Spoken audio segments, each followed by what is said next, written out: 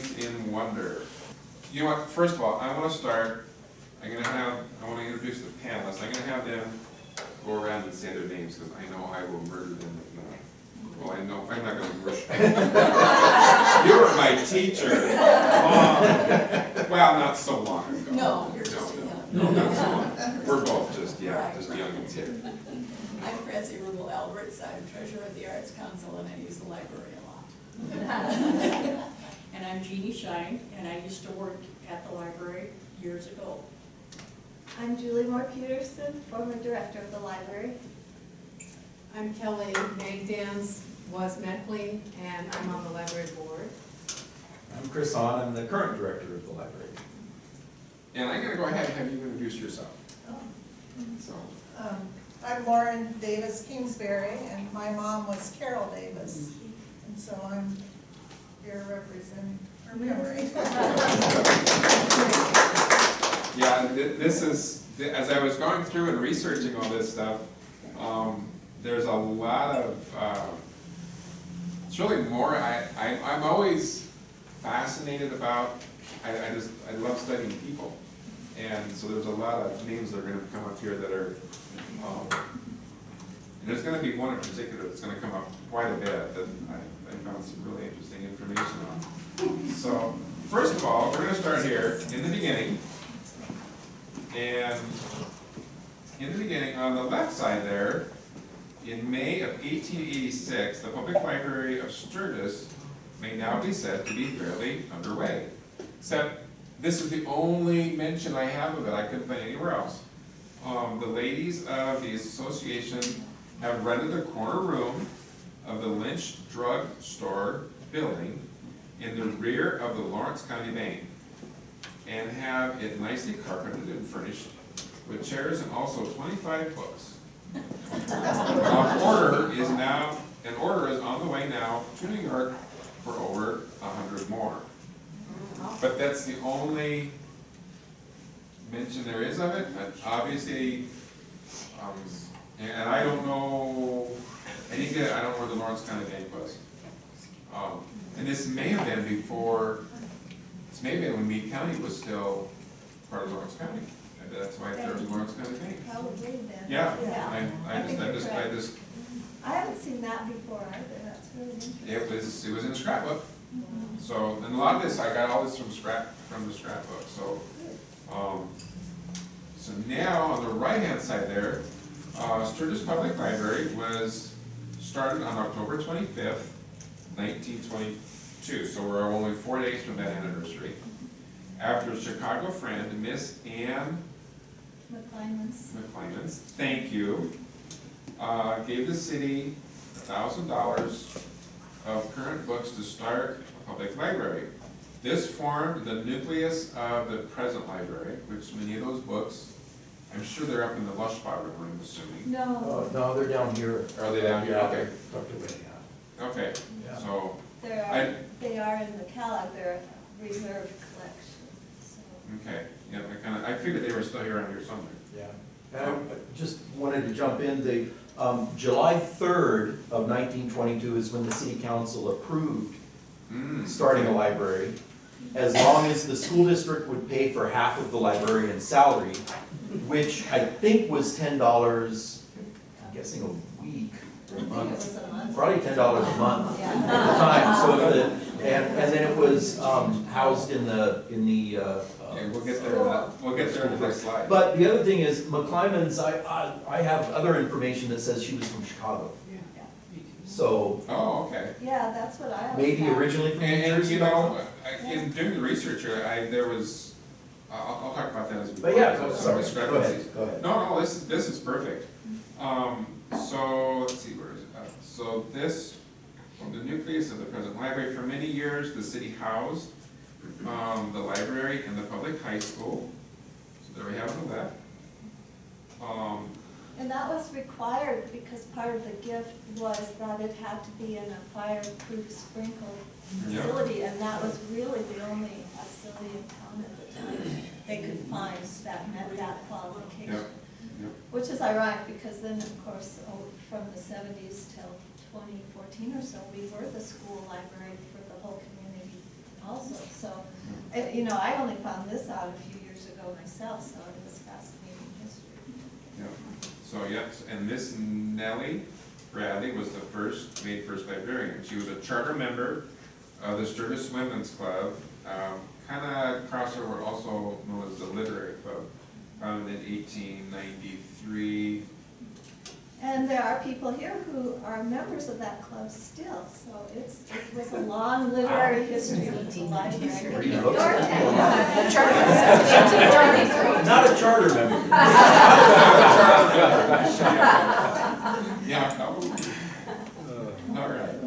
So then, as the years went on, the school found it impossible to continue having the library with their own, the Armory, City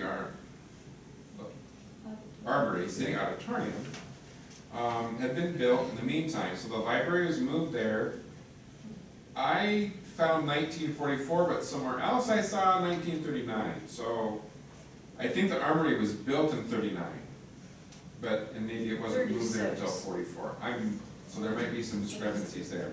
36. Oh, 36? Okay, 'cause The there was, Armory was built, the Williams building was built, there were lots of okay, building going on at that time. right, yeah. So, and the Miss Francis Atwater hired as librarian at that time. The space into which the library was moved was very inadequate. The books were piled so high that there was danger to those few who found their way to the pile high stacks. So there we have on the right, yep, I forget that gal's name. Yes, yep, because I remember mom was friends with her. So yeah, so that, loading 6,500 books out of a 15 by 15 room in the city auditorium. So yeah, that's small, literally small beginnings, huh? So, now, in 1953, the Board of Trustees, under the guidance of, you're gonna hear this name a lot, Mrs. Allen A. Lushbaugh, realized that something had to be done concerning proper housing of the city library. After some months of planning, a vigorous campaign was held in the spring of 1954 for the purchase of a new library building and site. Employing the assistance of several organizations, clubs, etc., many talks were given by Mrs. Lushbaugh and other trustees and club members in behalf of the bond issue. It failed to carry by 60-some votes. Instead of giving up, though, Mrs. Lushbaugh took an option on the present building, which is actually, where you come in the front entrance, was about where, yeah, that would have been, Right, that would have been around. that one, right in the alley there. Right, right. Original Yeah, so this, on the left there is the Second Street. Let's see, instead of giving up in despair, Mrs. Lushbaugh took an option on the present building. She and Mr. Lushbaugh contacted several businessmen in hopes of finding a purchaser for the building. Failing in this, they purchased the building themselves after the city council stated that they would be willing to have the trustees pay rent out of the library fund. And then at that point, the building was completely remodeled. So I want you to take that picture on the right hand, that is looking east, because in a second, you'll see another picture looking east and how much it has changed. So in January 1955, the present library, Second Street location, in what was a former meat packing plant, was opened for the city of Sturgis. In opening this avenue to the public for reading, the list of borrowers went from $300 to $500 per month to $1,600 to $1,800 per month. And there's a whole lot of statistics I could bring out as far as circulation over the years, but that was that's a wrap. That we could probably do a program just on that, and it'd be really boring. So. Can I interject quickly? Yeah, sure. I also have a picture, it's in the historical picture files, I don't remember. I think John Canoyer gave it to the library, but I believe there was also at one point a cobbler shop in the original Where- library.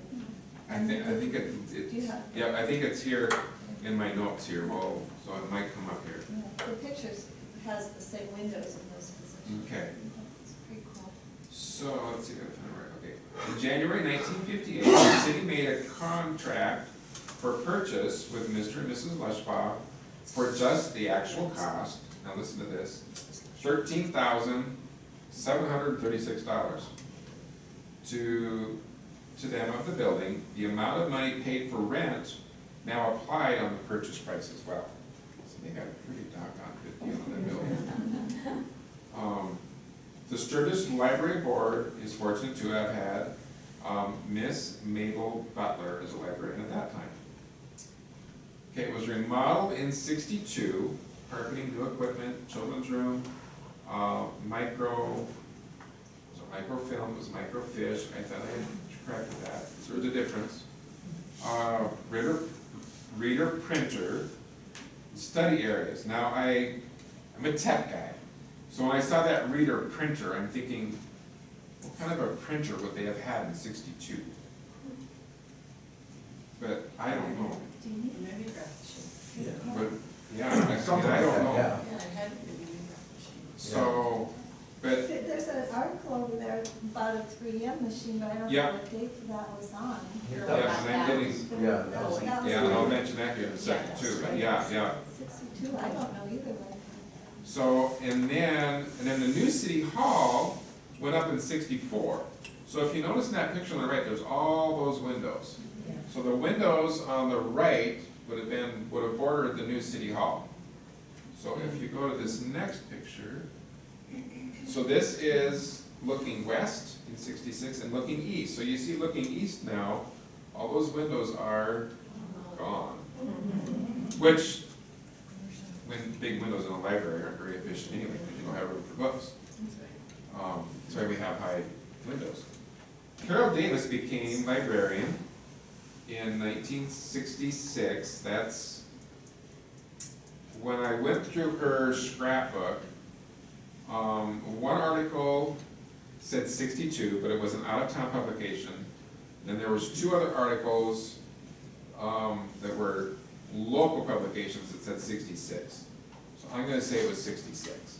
Would you know anything different on that? Well, she worked as an assistant. She Right. worked as an assistant to Mabel Butler. And Right, but when she actually became director, 1959. was when she started, When right, she started, she Yeah. became director in '66. in '66. Okay, I kinda thought that's what it According was. to her nicely.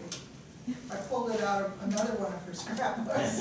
Yeah, no. Several resumes. I'm so glad you're here, because I knew that some of that would be.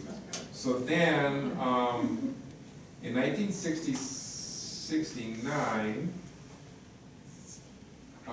it expanded to the next building, a former dairy, and then the third, which was originally a lock shop. Oh, lock shop.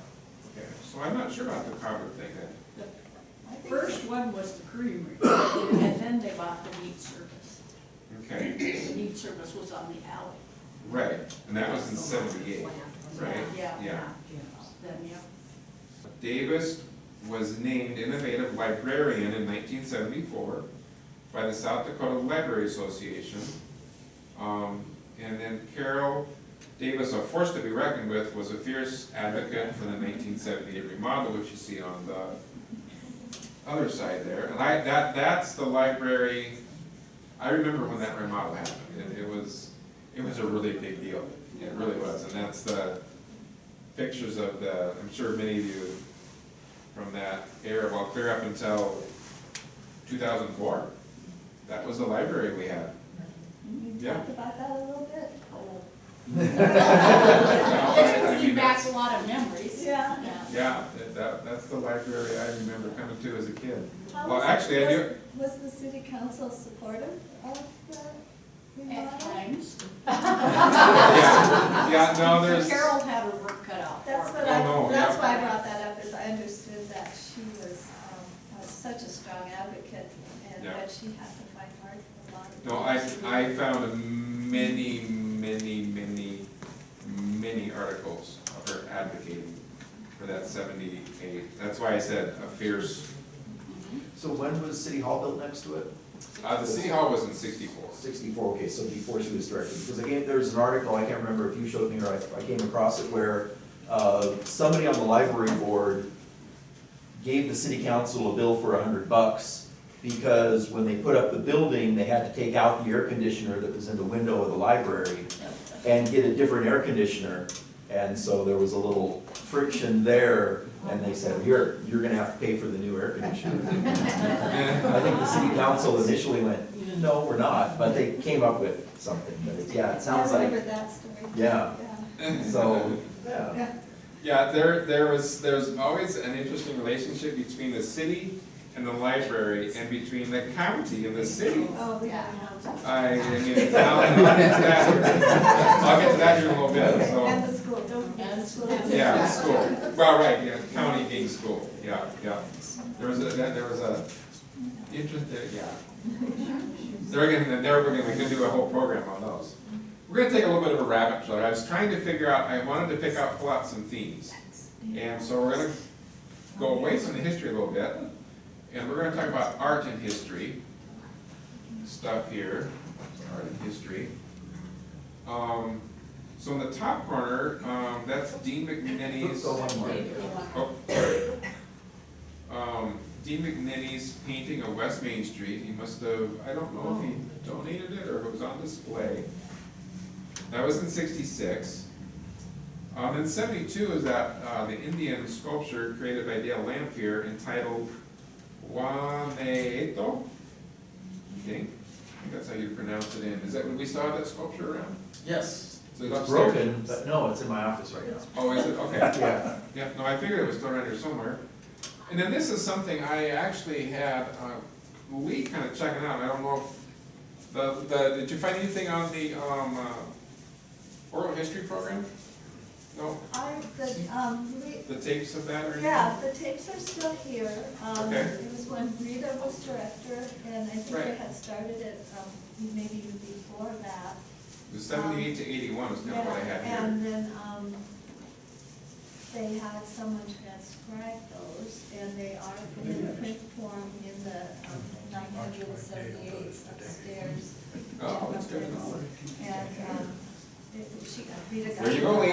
Rita got a DAR grant to get those transcribed, sure. and they spent I love this. somebody typed those out for, just listening to the detective. Part of those oral histories, what Marilyn made in class. And that was a different project, but it was probably tied into it. Peggy Thompson did a lot of those. If anybody remembers Peggy, Peggy Thompson was one of the ones who did a lot of the interviewing for those tapes. And they are, and Dodie had made a list of those for us, and we should, I think at one point we tried to get them up on the city's archive site. Oh, I might have to go in there and check that. So Yeah. I've got access to it. Yeah, I was wondering if they were still on cassette or if they were taking But back that to was the DVD. problem, they were still on cassette, and we were trying to find it. I Right. think you were helping me try to find the device. Oh, and I'm always trying to And find then stuff like things that, and happen, it's you so know hard. how that goes, then we started Yeah. another remodel project or rebuild or whatever, and then Yeah. I think we dropped all of them. So and this, I wanted to pull this out of the article. At the time those interviewed noticed, while we may be better off materially, they don't think we're better off spiritually. So I thought that, so not much has changed. So, and then there's, they actually did must have done some reenactments, because there's a gal there in costume. Then the bottom right-hand corner is Virginia Whalen's painting at an exhibit with my friend Dodie Lee. I saw her on Wednesday. She's not the person she was, but she, you know, it's funny, you go in there sometime and you mention something to her, and her eyes light up and she starts telling stories still, so, it's been, and then right there, smack dab in the middle, and that's why I visited her this week, is I wanted to ask her when Art for Lunch Bunch started, which is now also known as History I Knew, and she couldn't remember. Right there in the middle, that's an article, little clippet from '88. The notes that I have from her only go back to 2002. So there must have been something happening at least in '88. Yeah, and I thought maybe even before then, but the initial programs were art-based only. A lot of it was on classical artists, and Okay. they studied art. Phyllis Phyllis Amy was, and she was a dear friend and on the library board and great support of the library too. And she wrote a history column and for the newspaper for years. But I started working in the library in '85 and I volunteered for a while, but it seemed to me it was already maybe like, I can't remember if it started while I was here or if it had been going on, because I can see pictures in my mind. And it was in that Dakota room, the carpeted wall room, they came back there. Oh, yeah, I remember that. I think it started in '81. Yeah. Instead of an Okay. organization group Yes. called the Art for Lunch Bunch meets twice monthly, There we September go. through May in the Dakota room. Hey. Okay, very good. We're gonna do more of these panels, I think they're real valuable. I loved it when we did the same thing in May with the 72 Fund, and it just really works well. And I don't, And Virginia Wallen was a resident of Sturgis. I believe she was an engineer, and she did the Bob Samuel, that we have a painting of upstairs in the library, but really talented. yeah, so, a little rabbit trail, and then, okay, so back to the history. Davis resigned as director in September of '85 after 24 years of loyal, innovative service to accept a position at the medical library at the Rapid City Regional Hospital. It was a logical step for Davis, who says she had to learn something new every week of my career. She came to the area from Minnesota to work as a nurse at Fort Meade. Davis said, "I never expected to leave medicine, so I've now come full circle by going to the medical library." And at this point, I wanted to interject, Bob, your brother, did a program in the Davis family. So, and it's on the library's YouTube channel. So go in and check out that, and, well, you know, Bob's good at telling stories, so it's a good listen, so, unfortunately, I never got the slides from him, so the slides aren't the best there, but, I got people say that, okay. Then on the right side there, Arlen, and I think his last name was pronounced Whiff, okay, I wasn't sure if it was Whiff or Wolf. Whiff. Assumed the duties of library director in October of '85, and continued in this position until March of '87.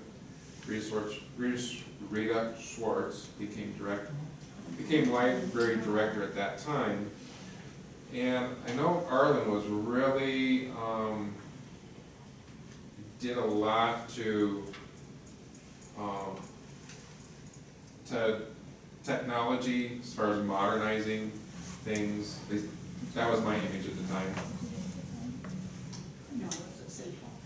Okay, so I know he helped a lot to transfer everything from a physical card catalog to digital and. I was hired during that time. I volunteered towards the end of Carol's time here, and then I actually got hired for a temporary job just to upload the card catalog. So I'd sit for hours and type the card catalog cards into a computer and save it on floppy disks, and then Arlen would run it overnight. It would take hours. And you had to, but it was dial-up, and so I would dial up the computer, and then you'd hear someone say, "Wrong number," you know. And my worst morning was I had spent hours doing the Chilton car manuals, which there were Oh my goodness. like 4 shelves. It filled a whole floor, and it was the most boring card catalog section that existed. Same call numbers, and you had the 1920 to 1960 whatever vehicles, and I had typed those all in, and I got there the next day, and all that data just was lost. I was almost never gonna come back. That was so fortunate for me that I got to be in on the actual first computerized system, and what he did was transfer that into microfiche, and the card catalog was then this big on sheets of fiche, and you stuck them in the readers to find the books, which really was not a user-friendly system. But it eventually turned into us, as Sturgis Public Library, being the second library in all of South Dakota to be automated, and that was due to a gift from the lunchbox. And that, when you think about it, it was Sioux Falls and Sturgis. Yeah, there's And that was the only existing system at the time, it was autographics. Yeah, so now we're gonna talk a little bit about technology. So we're gonna talk about, and Carol, she must have been a bit of a geek. Because this whole page is full of, stuff because in the top corner we got it was called in '69, a Recordac micro printer reader, which is your microfiche. All of Sturgis newspapers dated back to 1883. And then in '71, there's the top in the middle there, was a Xerox telecopier. Only 2 in the state. I think the other one was in Watertown. It connected to a Watts line to the state library. So that's kind of the beginning of the internet. No, that Carol got, I don't know if it was called a fax machine from 3M. She had a friend or some connection to the 3M in Minnesota. And they gave us a test machine to try out to send information back and forth. And I can, In the 80s, right? Everybody in libraries, it was like nobody understood how that It could had work. been in the 70s Oh, you because did? Yeah, I because I left the library in 79. And So this is and that says 71. And nobody was using them after a few years because nobody could figure out why we should use them, and everybody put them in their closets. Then they made a big comeback, but the technology was invented even before that. I think it was like in the 40s or 50s they actually came up with the technology for fax machines. Yeah. And then one that's kind of the mysteries, the one in the bottom middle, it is that was in '77, it was a sound page machine. We were a 3M test center for that. And there's an article I printed out over there, but I never could quite figure out what it was and what it did. So now I have to be honest, I didn't take time to fully read the whole article, but then in 1982, this was my first introduction to computers. Up in the top right-hand corner, they had Commodore PET. You could do input either by typing or cassette tape. And you take that cassette tape and you put it in a player, and it just had, it was not spoken instruction, it just made funny beeps, silence. The computer could understand. But I remember popping the tape in, and we'd go in and we'd do our basic programming, and then we'd save it to the tape recorder, and I don't know, probably come back a week later and pop the tape in and load it back into the computer and, change our program and save it back. And so, yeah, it was quite an ordeal. A lot different than what we have today, huh? So that was my first introduction into computers. In 1984, new IBM computer system, which is online with the state library, made possible by Alan and Lillian Lushbaugh, had a 20 megabyte hard drive. So, that's, yeah, that must have been about the beginning of hard drives. Then, next one on the left-hand side, I'm sure you guys all remember getting your first digital barcode library card. That was in '84. And then in '86, there's a comp catalog, a computer output microfilm. I wonder if that's microfilm or microfiche. And this was an interesting, it was a Mrs. Ruth Williams did data entry, and there was a donation after she passed. And I saw that name and I'm thinking, I should know that name. Where am I? Well, and so I dropped it in there, and I thought, somewhere I'll find it. I think somewhere I'll find it. So when I was going through your mom's scrapbook, and she had letters of recommendation for Innovative, and there was a letter from Richard B. Williams, and his wife's name was Ruth. Oh, that's the connection. So it was like, because you look at Ruth Williams, and that could just be a real common name. There's a lot of Williams out there. So I thought that was a fun little rabbit trail. She was volunteering when I started. Yeah. And we No, were I thought it together was- a lot. She was fun. She was sharp-witted and sharp-tongued. Look, you took a picture on the left. On the left, is that you? Staff photo by Debbie Boston. She's in, I didn't have her. Oh, Deborah, yeah. Yeah. Megan, I didn't even see that. Didn't even make the connection. See, there's all kinds of things in there, isn't there?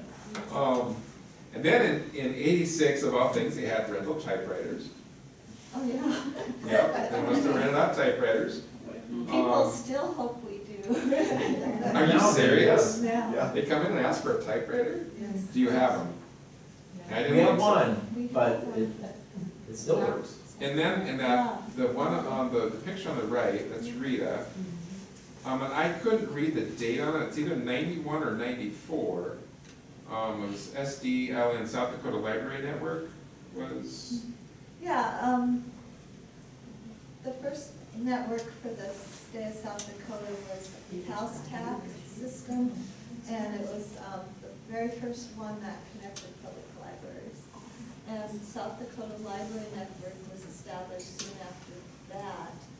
okay. And then eventually, not just the public libraries were connected, but the college and school libraries would join South Dakota Library Network, which was amazing because all of a sudden you were in touch with all the other libraries that could join.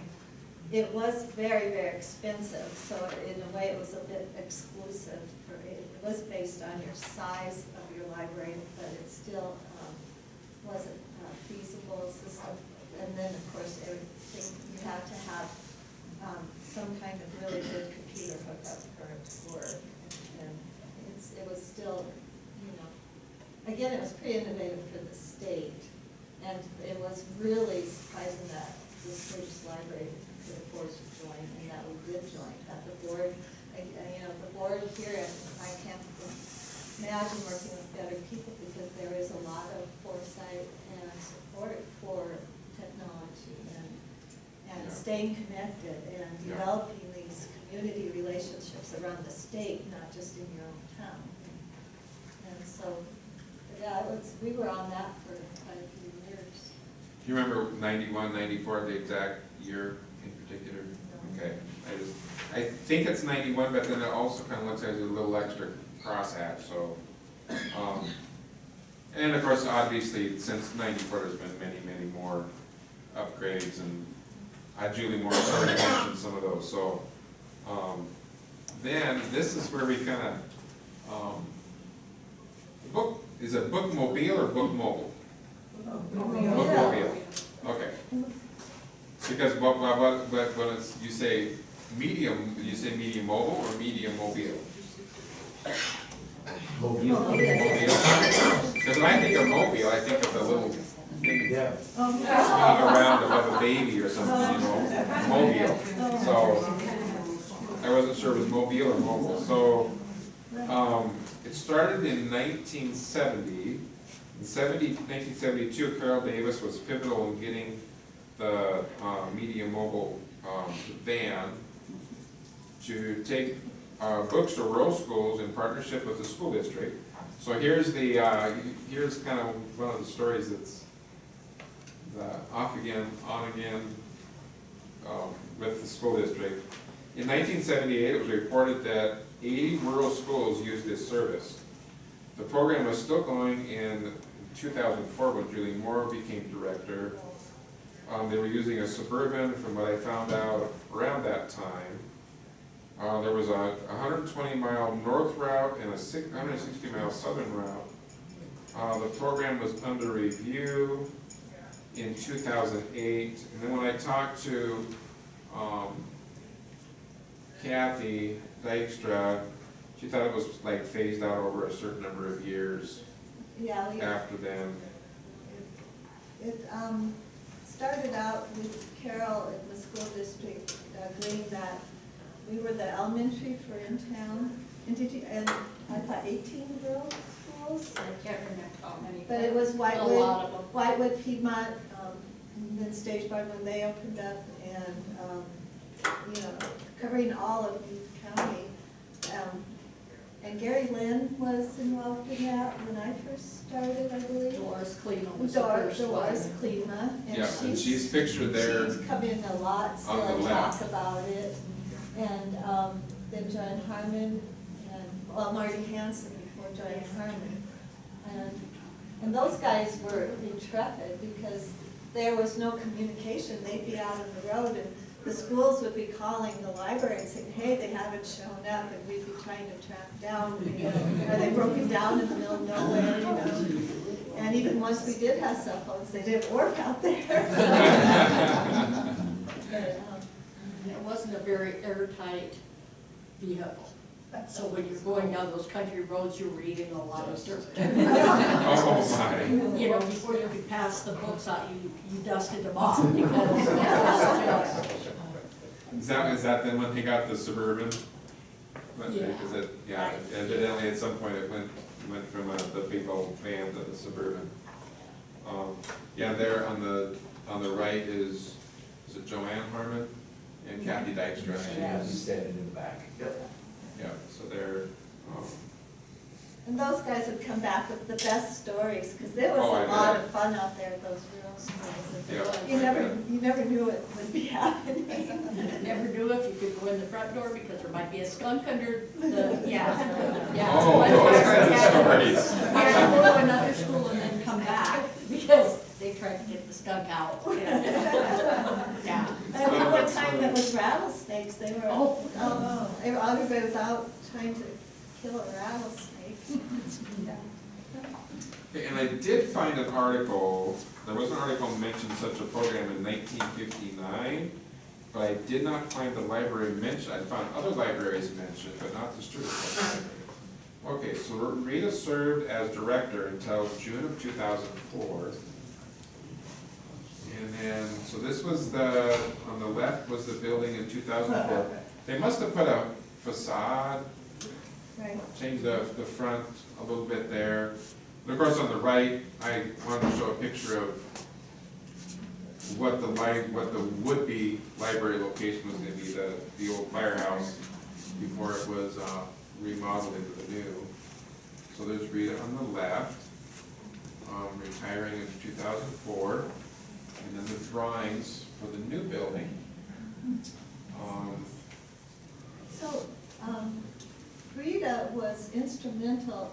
She actually started a campaign to get the new library Yeah. built in the late 1990s. And, Yeah, I got that here. Yeah. I can read this if you want. It was in 1996, with an anonymous $5,000 gift, Rita suggested it be the seed to start a building fund. This would be to replace the then inadequate building remodeled in '78, when she started working at the library. Then she predicted, you're gonna get a kick out of this, then she predicted it could cost several $100,000. That was a little bit of tidbit, so yeah, now we're gonna, just a real quick thing on fundraising. Literally, I mean, I'm sure Julie can speak even more of that, but we have the Sturgis Arts Council, golf tournaments, classrooms, VHBNL, families, there was class reunions, Kiwanis Club, JC's, Friends of the Library, there was My Favorite Book, BREC program, South Dakota Community Foundation, and then if you look,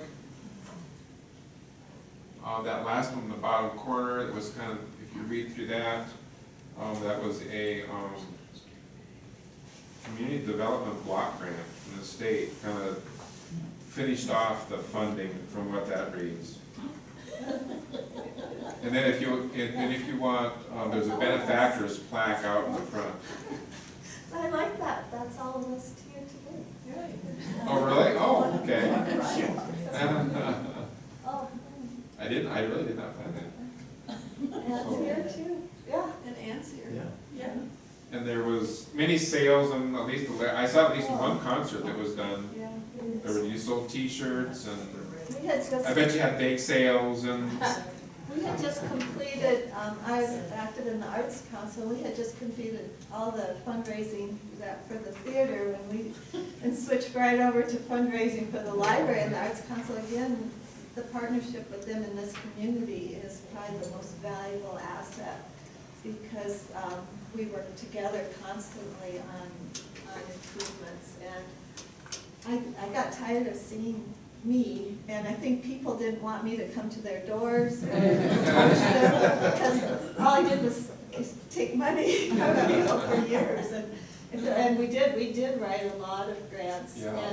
and then the project kept expanding into, it was first just going to be the library, and we actually looked at alternate locations. I don't know if anybody remembers this, but at some point, they thought the library should be moved closer to the schools or made more accessible, because that we were still really involved with the full-fledged elementary kids coming to our library. And so there were some other sites explored, but one was in the floodplain, and some other issues came up as far as expenses. So then it got turned back to this location and expanding the city hall along with it, which made it more affordable and more return on the investment for the community. yep, and I never found anywhere how much, do you have any idea what the final cost was on that project? No, that's not in my brain anymore. Okay. No, that's fine. It's on my old computer, I think, for sure. I kept the whole building expensive. We kept extremely careful track because it was city library donations. Sometimes went to the whole building, sometimes just to the library. And we were trying to be so hard to make sure we kept Yep. track of that. Right. And there were some massive gifts from the community. Oh, yeah, I mean, I think the BHP Black Hills Power was the 10,000, but we need that grant that they mentioned here from the state. Is it 500,000? Yeah, 500,000 community Yeah. development block grant. So That there was some really big, got it going. that must have, well, according to that put you over. Yeah, So, 412 to top it off, yeah. right.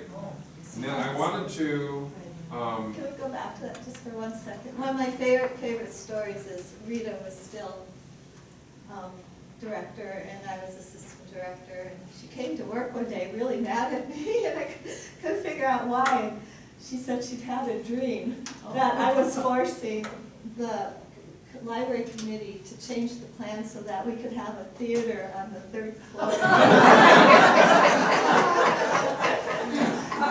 Wouldn't that be cool though?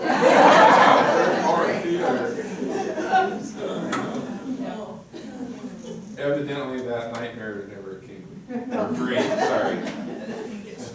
Yeah, but I did get the art gallery changed, and that was, I'm so glad we got to have the art on the 1st floor, because it was just gonna be upstairs in that small area.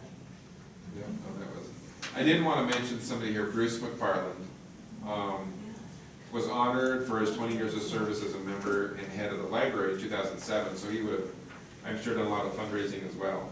Yeah, Um, extremely. And then he went on to serve a total of 32 years, recently retiring in 2021. Yeah. So I tried several times to get a hold of him, but I always got his voicemail, or his voicemail was full, or, so I was hoping that he could, but anyway, so that, I wanted to mention him because he was pretty pivotal to a lot Oh, of he this. was, He had to have been being president for many of those years, right? right, Yeah, yeah. and extremely diplomatic and. Oh, Bruce has Nice. always been very, Yeah. yeah, Bruce has always been, yeah, that would be a good way to put it. Okay. All right, Julie Moore became director in July of 2004. She continued fundraising and saw the completion of the new building in 2006 and remodel in 2019. When she came on, the library was serving as, continuing to serve as library for the K through 5th grade with the school district. And the article I read, they had also transferred to a new library system at that time, is that correct? Right, And you've now gone to another new system, right? Just Right. in the last year or two? yeah, I think we had like 4 or 5 migrations of different systems. Right, yeah, Yeah, I kind of thought that, yeah. figured there was many more in there than just the several that I knew of. Well, the South Dakota Library Network was being discontinued, and Okay. so that really made a lot of interesting decisions around the state. We actually tried to get libraries around the state to try another system to connect to public libraries, but that really wasn't supported. And so everybody then was choosing their own different systems, which was a backward step in my mind. Oh, yeah, right. And so then the state library didn't take the lead on that. And so actually the Rapid City Library Director and Spearfish Library Director and I started talking. And that's how we first formed our little consortium for the libraries in the West River. But then we chose the system we want to use. We did one that was open source and easily available to small and bigger libraries. And there's a lot of work involved in that decision. And then the state library ended up purchasing an overlay system, then they could reconnect everybody again. But there was a lot of technology decisions that were challenging at that time. And that's the one you just recently did, right? Yeah. Yeah, because I remember you and I talked about that. Okay, we're gonna talk a little bit authors because we're a library, so why wouldn't we talk about authors? So they're on the upper left, and I know, and this is just a small sampling of the authors that have been here, but there's, these are just clippings that were in the scrapbook, or stuff I found on Facebook. So Barbara Bates, Gunderson, with Dodie Lee, not sure what the book was, that was in '81. I wasn't here yet. Well, I was, but I don't remember the book.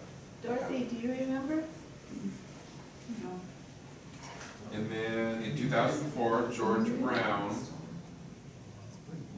yeah, I couldn't, and then George Brown, an Auschwitz survivor, Oh, spoke. remember that night, Dorothy? Actually, I don't, but I think I remember the man.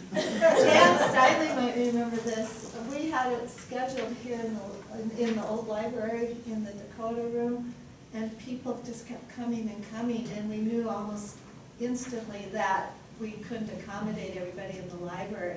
So we just sent everybody over to the community center, and we were calling everybody we knew for treats, because we knew didn't have enough refreshments. And I know Jan came through with stuff from her freezer. For some other event. And Dorothy, of course. And these guys were always there when the library needed them. It was an amazing event, and very, I don't know, just intense. Just, it was the first time I heard anybody who experienced what he had talked about. Yeah, I think he's stayed with my friend Mark and Elaine Shuck. Yeah, that's right, Elaine was instrumental in bringing it. Cause she, well, and, yeah, cause she was doing, video conferencing Right. stuff then, right? Yeah, Yeah. yeah. So, then Dennis Chowan, Boss Mouse, that was a local author. And then 2017, I, helped a little bit with this one, the Sturgis Big Read.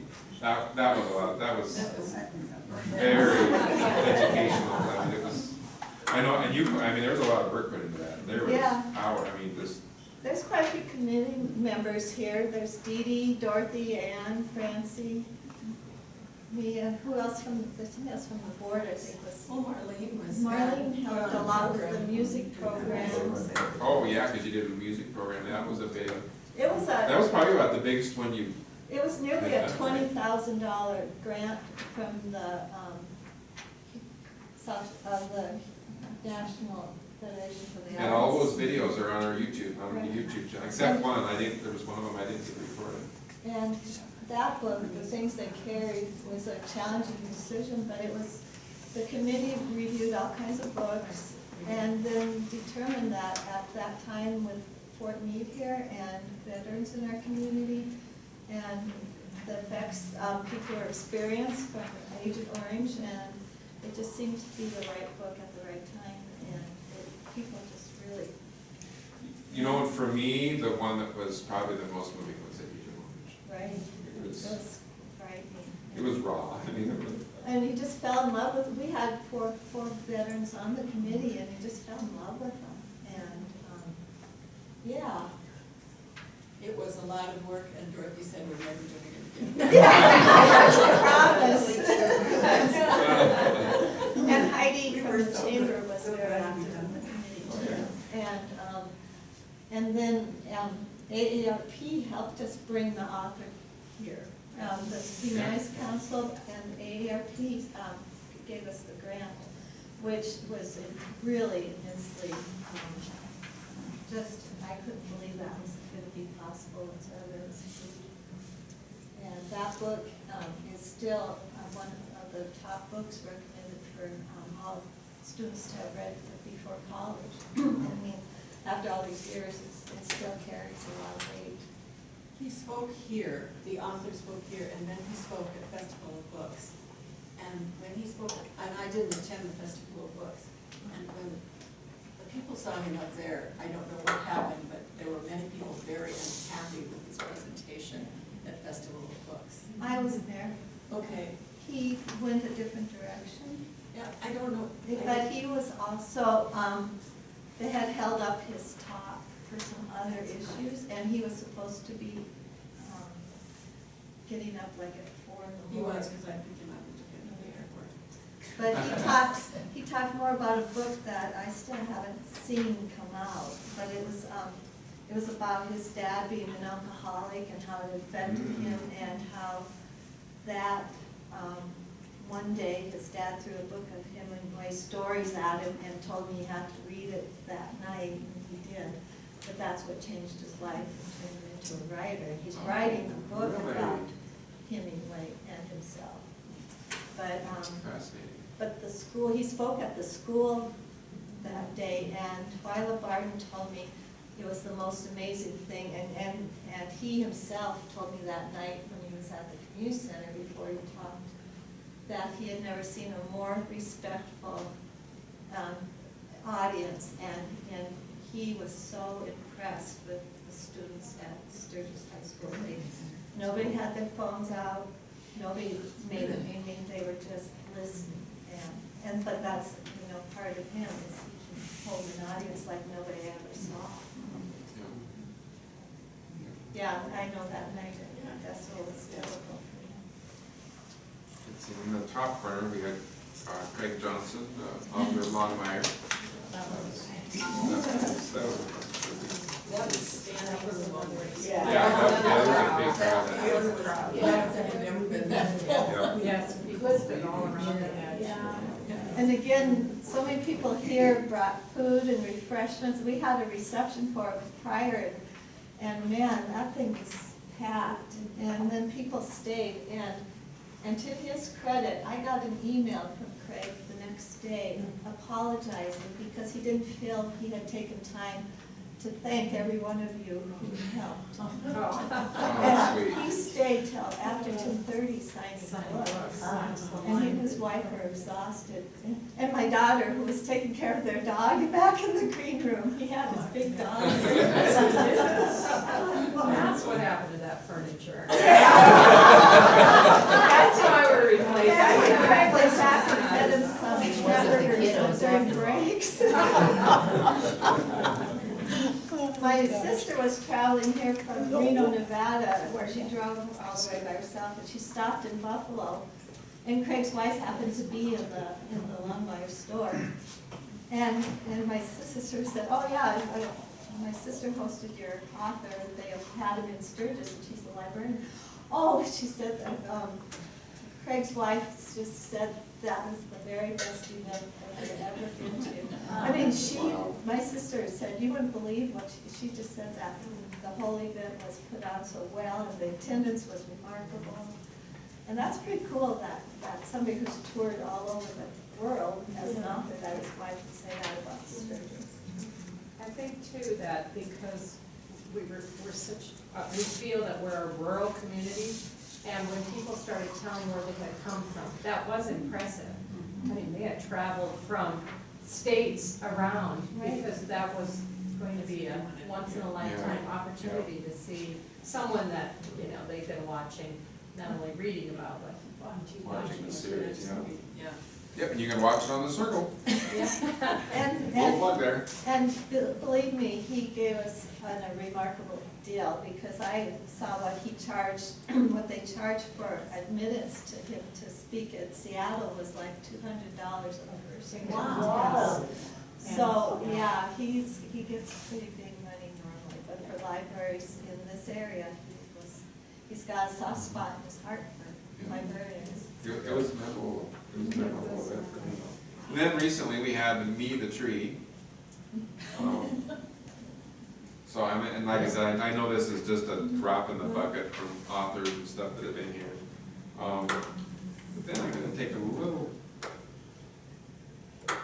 When I was scanning pictures, I saw these two pictures, like, where am I gonna use these? Well, this is an excellent segue, because we have story hour at the library. So, and many authors, not only authors, but illustrators are, I'm sure talked about in your story time. So on the left, that would be Mrs. Agnes Martin, and Kathy Dykstra on the right there.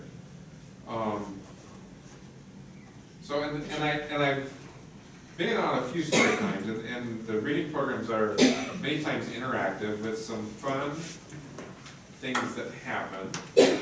Several years ago, this is what happened during the summer reading program.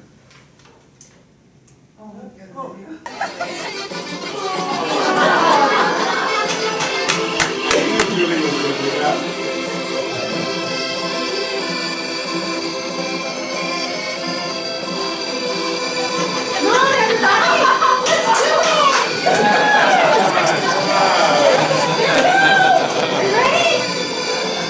Come on, get up here, Kathy.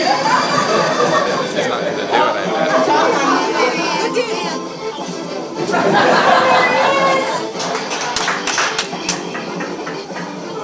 Oh, that's good.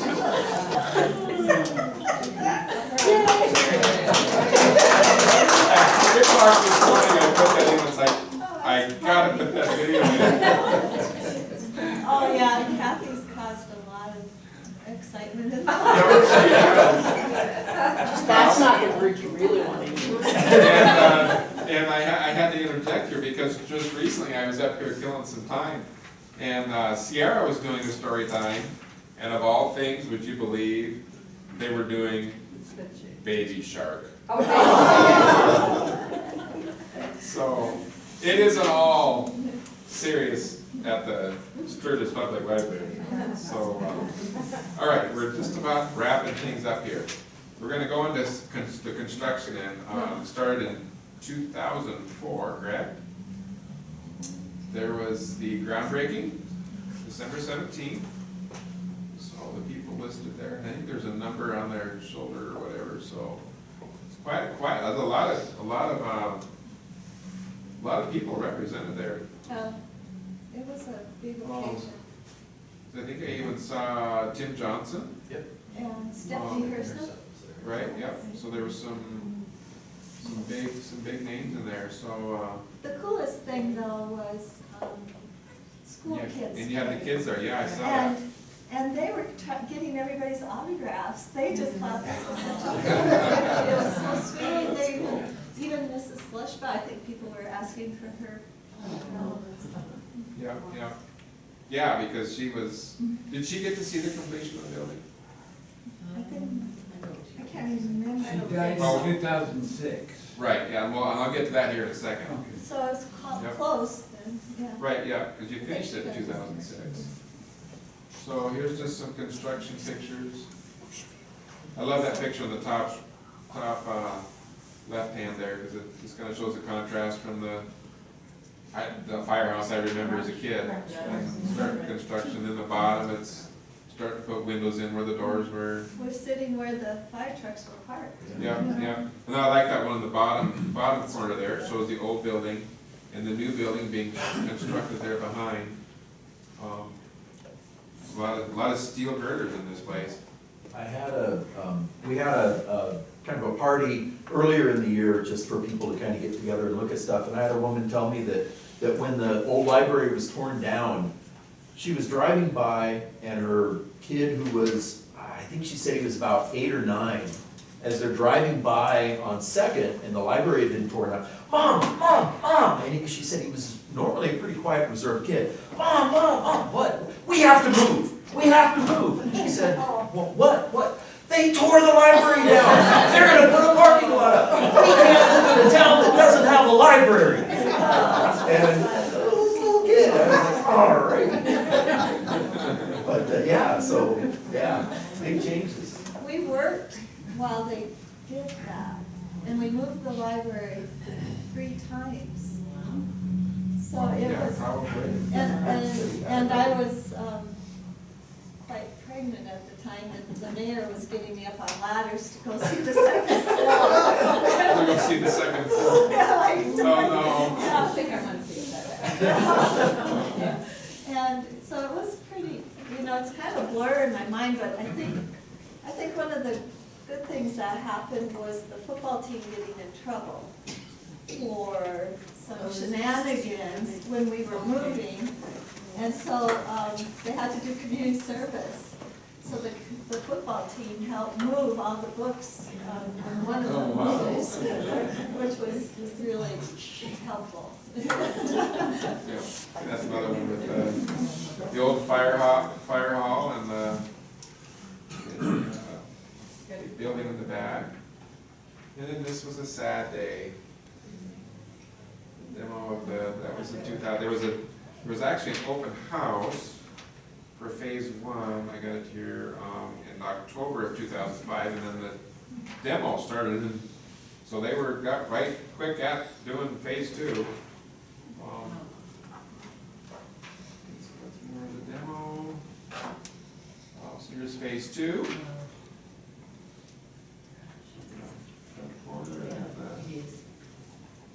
And then I wanted to drop this here because this is phase 2 inside. This was done in June of 2006, but it's all the old paintings and Discovery Island. Let's see, they even put it in June. Karen Ryman was the one that did the painting for all that. And it's kind of wrapping up the end. There was a dedication for that. And it was finished and you moved in 2006, correct? Right. And then there was a dedication in May of 2007. Right. And I got pictures of that. And there's so many pictures I'm trying to decide, so what do I put in, what do I not? And the picture on the right here, that's the time capsule going in. So there is we had found an old time capsule when they were working on City Hall, and there was an opening ceremony for that. And then we had a small ceremony and different departments with the city all put different things in there, so we haven't, if you ever need to know, there's a time lapse of that. There's probably a book in there that's overdue. The funny thing is people were putting pictures on CD-ROM and different things like that, and we were trying to tell them the technology to read these and access this may not exist when you open that, so You it'll know, be yeah. interesting. Yeah, and we did when the Historical Society redid was involved with an old monument, and there's a time capsule there too. And I was kind of put in charge of video to put in that. Of course, the VHS was already obsolete then. We put a thumb drive and a DVD, but you know, thumb drives have now changed. You got USB-C, you know, so who knows whether those will be readable when. Do any of you remember the movie The Time Machine? And when he gets to that area, he goes into this facility and he throws a disc on this machine that goes around and pictures come up. Right, yeah. I don't know when that movie was done, but it was a long time ago. Oh, yeah. Yeah. Yeah. I've never seen that one, I guess. You're too young. H.G. Wells. Yeah, it was Yeah. H.G. Wells, and it was it's all in color. It's not, I think it was probably done in the 60s. Yeah. Yeah, 50s or 60s. Yeah, that one. and it's so interesting because it's a sound round disc. Yep, Yeah. yeah. Takes pictures. And then this was the remodel in 2019, the Alberts and the Laverne, Elliott Children's Learning Center and Community Room, because I mean, you can see it, I mean, we fill it up, so, and I'll always remember, I don't know if you remember this, but I remember you bringing me in here one day, and we were looking at that dead space out there, and you were telling me that you wanted to put a kitchen out there. You finally got your kitchen. Yeah, they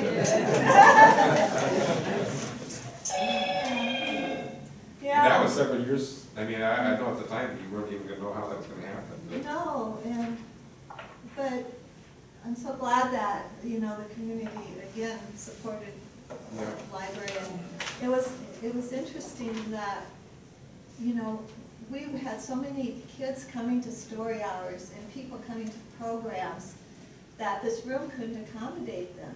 And it's wonderful to see, you know, how much space we have, but it seems like you never can have enough space. But we did, Bruce Hubbard did a program on the Beatles coming to America on the anniversary of that date a few years back. And the room, we did, you know, a lot of times when we did stuff like that, you get 20 people. That night, there was probably 100 people, and we were standing, people were standing outside the doors. They were standing outside with the windows open. And it was so cramped in here, but it still was like such a cool moment, you know, and this room has seen so much over the years, but I think right now I'm so pleased at how it turned out and how we can use this facility. I mean, they had line dancing in here for Pete's sake. You know? Yeah, there's all kinds of. Music programs, the acoustics are good. It's a good multi-use room now. And thank you to the Elliott family. They've done so much for our community through the gifts in the past few years that, you know, this never could have happened without their support. And then I'm assuming they must have paid for some of this technology that we're using now too. Right? Yeah, which is so much better than projectors and. Lance was president of the board then, and he could talk to that a little bit, but they were very,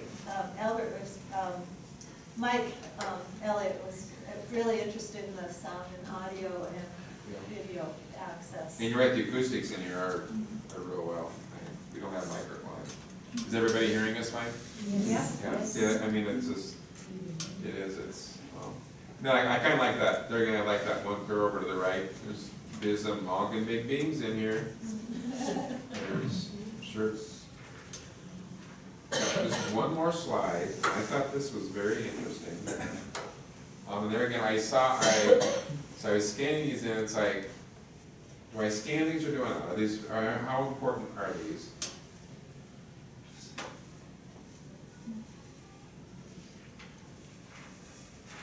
I thought we'd do an in memoriam. On the left there is Bob Lee. He was generous in sharing his historical knowledge of the area, having written, edited several books, including 14 the Black Hills. It's interesting, all three of these passed in less than a year of each other. And then I never knew Bob, but I know Dobie. Would love to have met him. Oh. And then, is it Robert Behrens? Robert Behrens. And he, as one who held our feet to the fire and always warmed our hearts, was, And that fireplace up in the Lushbau room is Right. dedicated to him with that quote on it. oh really? Oh, that's Yes. cool. Yeah, well, and we have the Bob Lee Corner. He donated his writing library, but Bob Lee was here in the library so much that this was another home to him. And He did a lot of history and high noons art for like.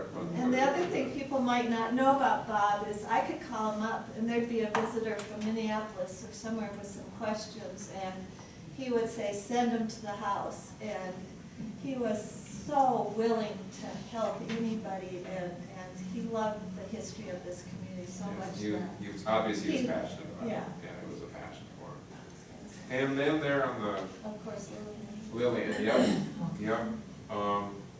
So that was on October 18th of 2006, so I don't know if she would have, but an interesting tidbit out of, I kind of went through their obituaries, an interesting tidbit in hers was in 1963, she was South Dakota's Mother of the Year.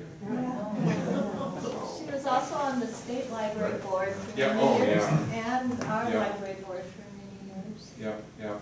Um, I mean, I don't know what, going clear back to the beginning of the program, I'm sure somewhere along the line we would have had a library, but she was, the Lushbaus were just, Between them and Carol, they got a real yeah, strong library established with our council, recognized by the state library, and it was necessary to have continuous funding, and they did it. And the Lushbaus donated quite a bit of money again during the rebuild for the room, the Lushbau room. That room was made possible through funding from their sons. And these people lived and supported and loved our community and our library. I have a few more people. Bob Mechling from our board. Bob was mayor. I knew there was gonna be more. And- Those were the three that were in Honest to God, I love Bob more than anybody. And he just glommed onto Blair when she was a baby, and he would throw her in the air and I'd be. And such a dear man, and another person who did a lot to support this library during some difficult times. And Kelly, I don't know if you all know Kelly, she's Bob's daughter and Ruth's daughter, so. I think there's a great legacy here that she is now on the library board. And of course, Phyllis Agee, those of you who knew Phyllis, she and I had a special bond. And Calvary Days, we worked hard on that in the community together, plus the history. And again, she always had something smart and funny to say. And really, really made me feel part of this community. So, as with everybody here, it's been a great. Do you want to say anything about your dad? I just knew that when he passed away, I kept thinking, what would he want me to do? Because I had just moved back here after 25 years, 30 years. So I came to Julie and I said, I really want to be on the library board and do my part. So she helped me make it happen. I regretted it at all. And then when Craig Johnson was here, that was so good. And Dad had that flyer that we had sent out on the refrigerator, and kept going, "You go with that." And I know he came and got all his books all the time, and loved him. And so he did pass away before that happened. So I got in line and stood in that long line and had every book he had for him to sign so that we'd all have that. So I started to tell him about my dad, and then of course I started to cry, and my sister was behind me and she took over because he was like, "This is such a great night." He was very nice. Bob just blew me away one day at a board meeting, we were talking books, and he read the Game of Thrones series, and I was like, wow, I haven't very many people under age 25 who's read those books. He is an avid, very interesting, wonderful man, and Ruth has been one of my mainstays all these years too. The quilt show, the art shows, I could call on Ruth for anything and everything, as with Marlene and Dorothy and Ann, and so many people here, Dee Dee, of course. You know, the connections we have and the lasting support is remarkable, and I don't think we find that very often in other communities. I think that's all that I have in my notes, probably, and like, Anybody in the audience? yeah, let's, open if anybody has any questions or any recollections of, There's just too many people. the library. And I actually, I know before we're we do going that to- though, I do have one question Okay. for some of you that have been on the board. I came across something the other day that said there had to be and I assume this is because of the Spearfish Women's Club that helped start the library, but there was something that's in the. Sturgis. Oh, I'm sorry, Sturgis, yes, sorry. But it said that there had to be at least 2 women on the library board at any given time. Does anybody remember that? I don't know when that, I don't see it in the bylaws anymore, so it must have gone away at some point. But at some point, and I'll have to see where I found that, but there had to be a minimum of 2 women. So I thought that was interesting. So that was That's something been going going on since 1893. Is there still 2 women on the board? Yes. Okay, well, that's good. There are, so. Yeah. Okay, anyway, I was just curious. Yeah, that's, so, anybody, any comments, questions? I mean, this has all been real interactive, so it's been fun. I think we should just all say thank you to everybody that has made this happen and Yeah. continues to happen. Yeah, it's amazing. I started putting this together only about 2 weeks ago. It's like, I started out with over 150 scans. And so it's like, and a lot of them I just cut little paragraphs out of, but it was, at any rate. And then I've got, for everybody that's on the panel, we like to give them a little gift for anybody that speaks. So Kelly, tell me a little about where the library was when you were growing up, and what you remember. I remember that dairy being beside it, but I was really small, but my big memory was when your mom was here, and I was very young, and my dad would have things going on at the armory, so he'd say, go to the library, and then just come to the armory and get home. But I had this, I was into fairy princesses and that kind of thing, and there was this big Walt Disney book on Sleeping Beauty. It was beautiful, and I would check it out every week. Carol would say, Kelly, I've got a bunch of books here, let's look and see what we come up with today. Did you leave that one behind? So I'd go, okay, and then I'd look around, and she'd show me books, and then I'd come back, and I'd just stand and look at her, and she goes, you want to put a Sleeping Beauty again? For over a year, she goes, there's other girls that would like to check this out. Just couldn't give it up.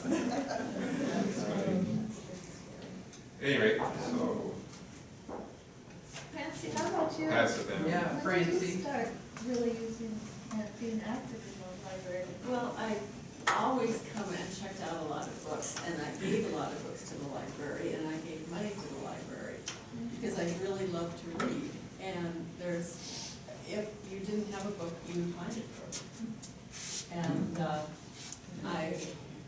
I loved the fact that the library was here, and when I was teaching, I would have students select, I had a list of books that they could choose from. Oh, I remember your Oh. list. Yeah, because you Yeah. contracted for grades. Right.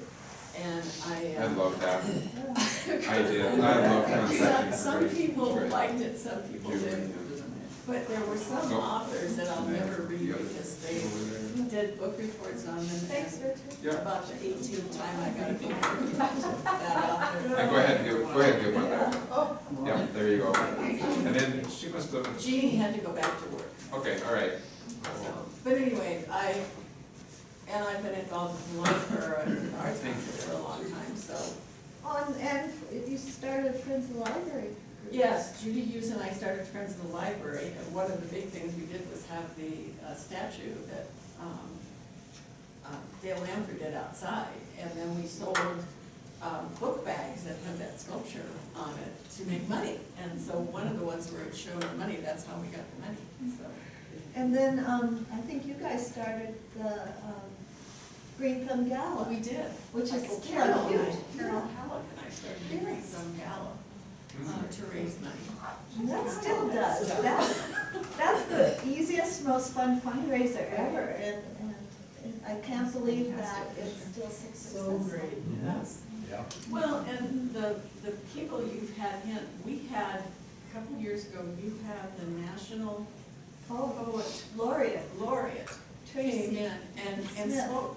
This whole place was full when she was here, and she had books for all of us. For those of you who missed that event, Dee Dee and all the regulars that I acknowledge constantly here, Ruth, Dorothy, and many more, made breakfast for almost 100 people. We served it upstairs, and those on the board helped, we hauled all the tables upstairs. We didn't know what to expect because a poet in Sturgis on a Saturday morning in October was kind of an unusual event, but, and normally we thought 20 people, you know, but we got close to 100 people, and they were eating in the aisles of the books upstairs, and she spoke with the windows behind her on a beautiful fall day, and was one of the most amazing good women I've ever met. And she was, so in my mind, the opportunity to host her was one of those things where you first like, oh, nobody will come, and we almost say no, and we had a much better turnout here than they did at the Matthews Opera House. But the breakfast was amazing. And the last author from, the professor from. Yeah, Kent Myers, yeah. Excellent, excellent book. Yeah. Yes. Yeah, it's fun. I remember the library down at the Sturgis Auditorium. Oh, And when you go and look at that room now, you wonder, oh, on earth, you would ever have a library there. But it was, I was at the junior high at the time, and we were down there, Mrs. Atwater was there. I know on Facebook, they have a lot of things about how important libraries are. And it's so important that the library provides reading materials of any and every kind to every single person. And I know some are facing issues with censorship, and I am so glad that does not happen here. Those books are so important, because the minute you say, well, you don't want to read that, you know immediately, well, why don't I want to read that? Right, yeah. That's like putting a review sticker on it. Yeah, so. Well, we have something to be very proud of in this community. It's one of the places I always bring my family when they come, Yes. because they're just in awe when they come through this building. They really are. Oh, you are so fortunate. Yeah, that's true. So another 100 years, please. yeah. We're working on it.